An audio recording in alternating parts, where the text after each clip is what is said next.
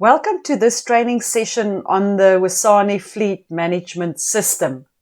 During this video, you will learn the steps on how to request a route authorization on the Fleet Management System. But before we start with the system itself, I just want to remind you about the process steps when requesting a route authorization.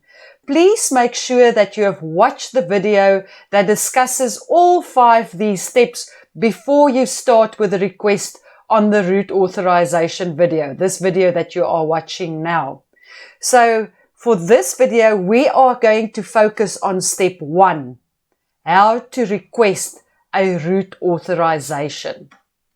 The first thing that you need to do is to access the fleet management system. Now, I have already indicated to you in the first video the steps that you need to take to access the fleet management system. So please watch that video if you have not yet watched it.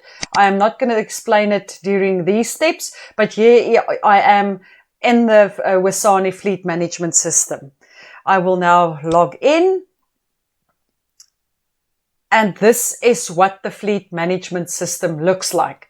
This page indicates all the route authorizations that have been requested up to this point by various people at various branches. You will also note there's new, so this means this is the latest route authorization that has been requested. It also indicates that it is in a requested status at the moment, so it means that control room still needs to approve this request. So when you have requested your route authorization, you're going to come back to this page and your route authorization request will be on top of the list. So just make sure that it does appear there on the list after you have done your request. Also just important that you make sure you are on the route authorization page. This is the left-hand menu with all its various menu items. You just need to make sure that you are on route authorization. So the first thing that you need to do is select this plus button. When this screen appears, you need to indicate who the driver is who's going to take the vehicle and then also provide information on the vehicle that the driver is going to take. So let's look at the driver side first, the driver information. First, you click on this arrow. And then what you need to do is you need to type in the driver's employee number. Now for this example, I will use my own employee number, which is LUC, and there it pops up. I just click on it. The moment I click on it, the rest of the fields are then completed automatically. In this field, it indicates the full name of the driver, the cell phone number of the driver, as well as the status active, so it means that the driver is available, and then also the company that the driver is working for. Is it Wisani or is it NLA? So if you're happy that the information is correct, you move over to the vehicle information. Again, you click on the arrow here, and now you need to type in the vehicle registration number. It is very, very important that you complete the full registration number, because sometimes what happens is people select a vehicle registration just when they see, for example, DBH, but they don't read the number, but here's also DBH. So please make sure that you select the correct vehicle registration number. So for my example, I will select DBH 457L. At the moment that I selected that registration number, again, the rest of the field is automatically completed. So it indicates here that it's a Ford, the make of the vehicle. The model is a Ranger. The licensing disc expiry is on the 31st of August, which means that this vehicle can still be on the road. The purpose of the vehicle, it is a pickup vehicle. And then it also gives you the last ODU reading. Make sure that this is the correct ODU reading. If not, you need to indicate that, and I'll explain to you where you need to do that. And it also just indicates to which company this vehicle belongs. So if you are happy that this information is correct, you can scroll down a bit and you'll see there is a comment field.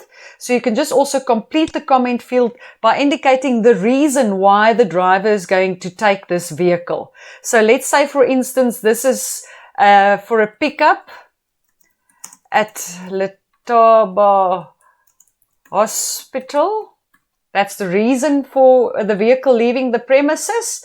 But now you will see I can't save this information. If I click on it, nothing happens.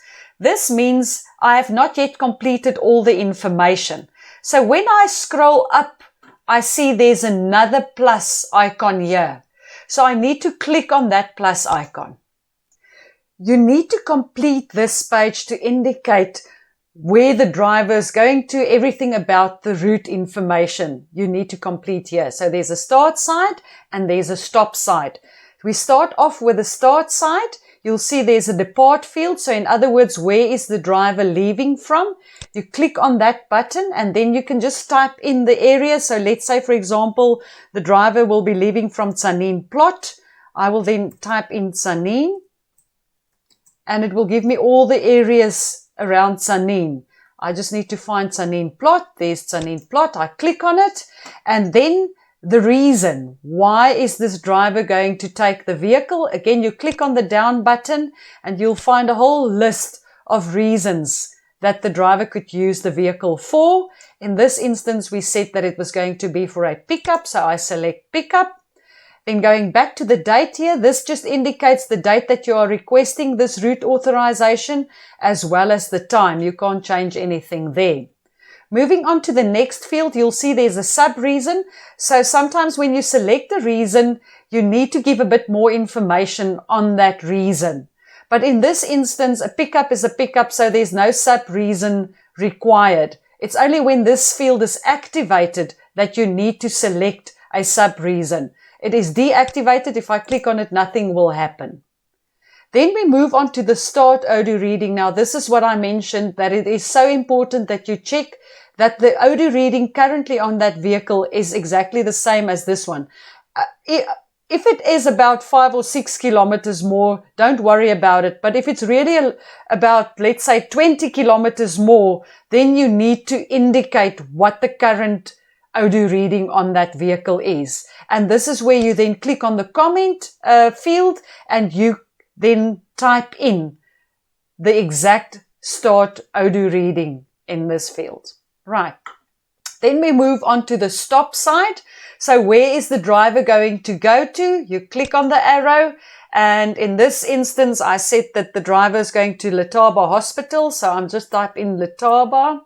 And there Letaba Hospital pops up. I will then click on Letaba Hospital. I am happy that that has been selected as the location where the driver is going to go to. The next thing is the distance. So I need to estimate more or less how far is Letaba Hospital from Tzaneen plot. So let's say, for example, it is 40 kilometers. But remember, he must go to the hospital from the plot and back again. So you have to times 2. In other words, it's 40 kilometers times 2, which is 80 kilometers. So I type in 80. You don't have to type in km, just the digits. Now we're moving on to the expiry date. What this means is you need to indicate when the driver will be back. In this instance, back at Tzaneen plot. So for this example, we're saying that the driver is still going to be back today. He's not coming back tomorrow, but you can indicate if he's coming back the following day, as well as the time that the driver will be back more or less. So you click on this field and this little calendar opens up. As I said, the driver is going to be back today, so the date is correct. 29 January is today, so I'm not going to change that. If it's another date, you just select the date on which the driver will be back. And once you've done that, you now need to select the time. So also very important that you know if the driver is going to be back in the morning or in the afternoon, you need to select AM or PM. All right. So let's say it's going to be 2 hours later that the driver is going to be back. It's almost 1 o'clock. So it's let's say 3 o'clock, the driver will be back. I now need to click on this little clock button here. And then I move this cursor to 3 o'clock. I said 3 o'clock. I want the driver to be back. Okay. I click on 3 o'clock, but now it immediately gives me the minutes. It's not going to be 3:57. It's going to be 3 o'clock more or less exactly. So I just move it to 3 o'clock and I see it's still PM. So I'm happy. And now I click on OK. And while we are here, it's also very important that you just discuss this with your driver. Tell the driver that you have indicated to control room that he or she will be back by 3 o'clock on that day, as an example.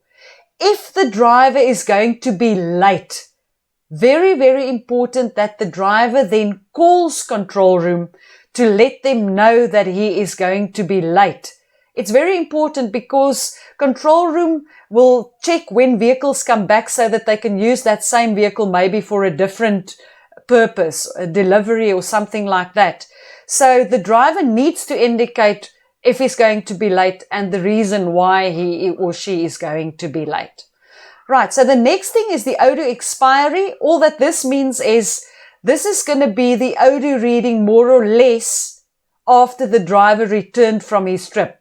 So the 80 kilometers has been added to the start ODU reading to give you this total ODU reading. So here it says 741 plus the 80 kilometers now gives you 821. Okay, so this is now the last page that you needed to complete to request the route authorization. If you're happy that all the information is correct, you just click on done and it takes you back to this screen again. Now you will see that the save button has been activated. It is green, which means you have now completed all the information and you just click on save. And then you will see this little pop-up screen that confirms that your route authorization has been created. So what you need to do next is just go back to that route authorization page with all the route authorization requests on there. Now you will see, there's already someone that also just with me requested a route authorization, but this is mine because I see the driver name appearing here, but it also indicates that it's new. And when I go to the status, I see it's been requested. So once it has been approved by control room, it will be active. It will show active. Now, what you now need to do is while you've sent this now to control room, you need to get up and take your cell phone with an app on it and go and check the vehicle. Very important that you go do that now as the next step. And I will take you through the steps on how to do the check on your cell phone when checking the vehicle. When you come back after you've checked the vehicle, you need to come back into the system again to come and see if your route authorization that you've requested has now changed. The status has now changed to active, because only when it's active are you allowed to tell the driver to leave the premises. And you cannot, the driver cannot leave the premises if they don't have a route authorization number. So you will see in this one, it has been approved, and immediately when it's approved, it gives them the route authorization number. These two have not yet been approved. That's why there is no route authorization number at the moment. So driver needs to get that route authorization number before he or she leaves the premises. Remember to log out before you leave to check the vehicle. Otherwise, someone else can go onto the system and it will look as if you are working on the system and they're doing things that they're not supposed to be doing. All right, so the next thing that you need to do is now go and check the vehicle, as I said, and you need to follow the next video on how to do the electronic vehicle check. Log out. Please go check your vehicle, come back and make sure that the route authorization that you have requested will now have been approved. Thank you.